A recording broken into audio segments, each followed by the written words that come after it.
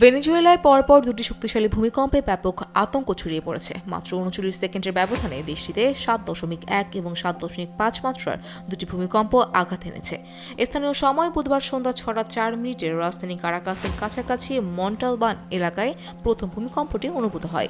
মার্কিন ভূতাত্ত্বিক জরিপ সংস্থা ইউএসজিএস জানিয়েছে, ভূমিকম্পটির মাত্রা ছিল ৭.১ এবং এর উৎপত্তিস্থল ছিল ভূপৃষ্ঠের প্রায় ১৩.২ কিলোমিটার গভীরে।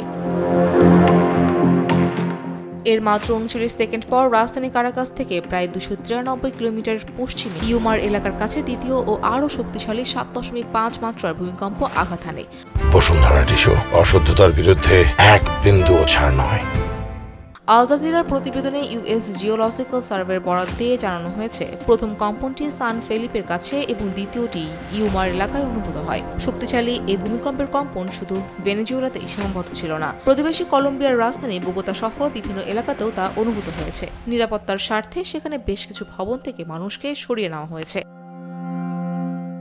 এদিকে ভূমিকম্পের পর ভেনেজুয়েলা, আরুবা ও বোনেয়ারের উপকূলীয় অঞ্চলের জন্য সুনামি সতর্কতা জারি করেছে ইউএস সুনামি ওয়ার্নিং সিস্টেম। পাশাপাশি পুয়ের্তো রিকো ও ব্রিটিশ ভার্জিন দ্বীপপুঞ্জের জন্য সতর্কতামূলক পরামর্শ দেওয়া হয়েছে। বার্তা সংস্থা রয়টার্স জানিয়েছে, রাজধানী কারাকাসে কয়েকটি ভবন ধসে পড়ার খবর পাওয়া গেছে। দেশটির স্বরাষ্ট্রমন্ত্রী দিওসদাদো কায়োবো রাষ্ট্র টেলিভিশনে দেওয়া বক্তব্যে বিষয়টি নিশ্চিত করেছেন। তবে এখন পর্যন্ত হতাহত বা ক্ষয়ক্ষতির পূর্ণাঙ্গ তথ্য প্রকাশ করা হয়নি। পরিস্থিতি নিবিড়ভাবে পর্যবেক্ষণ করছে সংশ্লিষ্ট কর্তৃপক্ষ। ফৌজিয়া ফারিহা, টেলিসান।